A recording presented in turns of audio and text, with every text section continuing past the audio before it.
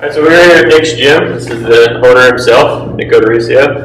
So Nick's got a little bit of a difficulty with his overhead position. He had a neck surgery a few years back and has been having some trouble with that. So initially, I just want to get a good assessment piece on what's the difference between the right and left side, so that when we do any type of intervention, I'm going to be working with him with my hands a little bit, and then also giving him some self stuff to do. We want to see if it's actually working, so we can retest it later. So go ahead and lift that right arm first up as high as you can. We can get a sense. Try to get the arm as close to the ear. Any tightness there? Nope. Happens, feels easy. Let's look at it on the other side and just get a comparison there. Bring it through. What are you feeling there compared to the other side? Tightness here and here. All right, and that's where it starts, right about there? Yep. All right, so just kind of, you can bring the arm down, get a mental picture of what that feels like. So when after we do our interventions, you retest, see if that feels any better. We'll also be able to see visually, hopefully, that there's a change. All right, so the first thing I want to do, stay right there. I'm going to end up coming in on this part of Nick's shoulder, which is the front of the arm bone or the humerus bone, and I really just want to get it back in a better position. So if it was a little bit tipped forward, there's no way he's going to be able to get up. It's already set in a bad position. So if we can get it back into a better position to start, he's got much more of an opportunity to get up overhead. All right, so let's have you lie on your back, Nick. All right, so I'm going to find the front of that arm bone, and I'm just going to create what's called an anterior to posterior mobilization right on the joint there. All right, I'm going to find, is end range okay with that pressure? Yes. All right, and we're trying to move this thing, so we do want to put a little bit of pressure there. I'm just going to oscillate. I'm trying to use my body, just dropping down. I'll do about 3 rounds, 30 seconds here.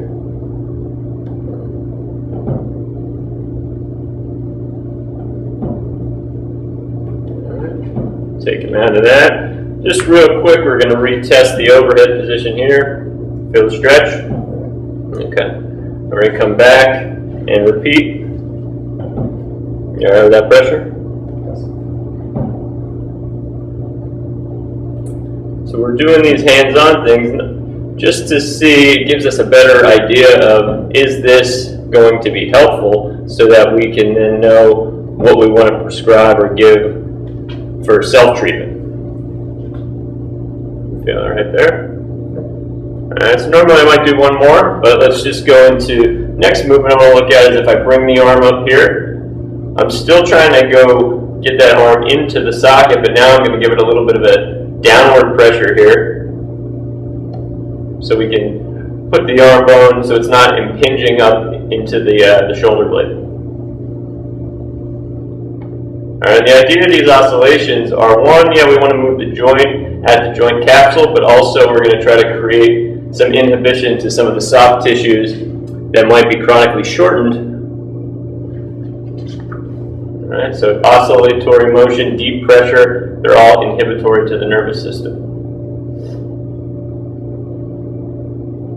Feel all right with that? That's great. Yeah. All right, and you want to be, if you're working on someone, you want to make sure that they're relaxed and they're not guarding, and that's something you can feel with the hands. All right. Let's have you flip onto your stomach. So the other area I want to look at is the thoracic spine or upper back. So I have Nick lay down, which is going to be right in the middle of his back right here. All right, so again, if this area is tight, and it's usually going to be biased into a rounded position forward or a flex position, and just because most of the stuff we do throughout the course of the day is in that flex position, whether we're sitting or typing, looking down, we want to really be opening that up, because that also pulls that shoulder forward that we just tried to open up. So right in the middle of the shoulder blades here, I'm just going to use the sides of my hands and just create some pressure there. I'm going to assess where I feel the most junkiness or stiffness, and I'm just going to do some mobilizations in that area. So you can be pretty vigorous with the upper back, trying to really get some of that tightness out of there. The rib cage attaches there. It's usually tight on people as opposed to being too loose, where a lot of times most of the motion that you'll get in the spine when you're trying to extend will come either higher around the neck or lower in the lower back, and that's why there's excessive strain in both areas and common injuries there. So if we loosen up the upper back, we're helping the shoulder, but we're also helping the neck and the lower back. All right, so we can do up to 3 sets of 30 seconds here. We just want to make sure that we're creating change, we're feeling motion happening. Again, we're working on the joint segments, but we're also looking to inhibit any type of muscular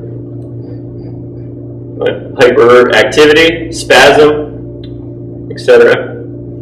All right, trying to use the body more than the arms. Feel all right with that, Nick? Good. Okay, and then we can also have him try to take this arm into the position of restriction. Is that too tight for you there?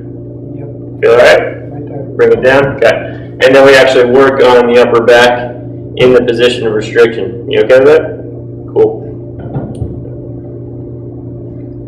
So we want to think about treating the movement more than treating the structures involved. The structures will get treated if you put them in the position of restriction. All right, let's take a quick retest. Go ahead and sit up. All right. Let's bring that arm back up. Any better than it was before? Oh yeah, much better. Man, I feel like we're getting more arm closer to the ear there. Okay, so that tells us, that we're going in the right direction with those areas being treated. Now, it's going to be any type of change from hands-on techniques is typically going to be temporary, and I'll tell patients, I'll tell clients that. So that's why we need to be able to show self-treatment. So let's come on over to the bands here. And what we want to do is try to create a similar type of pressure with the band that my hand was creating. All right, so we're going to enter in. Nick knows how to do this one. So enter in. I want to actually double this up. So get your hand through. Get 2 layers of band on the shoulder. All right, and then you're just going to keep everything tight through the midline. Just fall forward, and what you'll feel is that band is going to pull your shoulder back into the socket. So now whatever movement you feel like you want to work on, you just go into. So let's go overhead, reach it up, goes out of the screen a little bit there. All right, and then bring it back down. Keep going with those. All right, trying to raise up. And then you can also look behind your back. That's going to work on making sure that you got the internal rotation. And it really helps. Do you feel that stretch right there? Yeah, and then come out. Just use the other hand to keep that band in place, but you can really feel this open up the front structures of the shoulder there. Again, just pulling that shoulder back into the socket. All right, so now you can actually, if you want to actually go through a press position, bring your arm up, press up. Think about doing a pull-up on the way down, and you're just recreating any motion that you feel like you want to put yourself in a better position for. So if you're about to do a workout and you got to do pull-ups, work the pulling motion. If you're going to do presses, work the pressing motion. You can also hang down low and do more of a plank position. If you're going to do a push-up, emulate doing a push-up with 1 arm or 2. That really opens the shoulder in that push-up position. If you're doing, and then a row, it would be the same motion, just thinking like you're pulling up. All right, come out from there.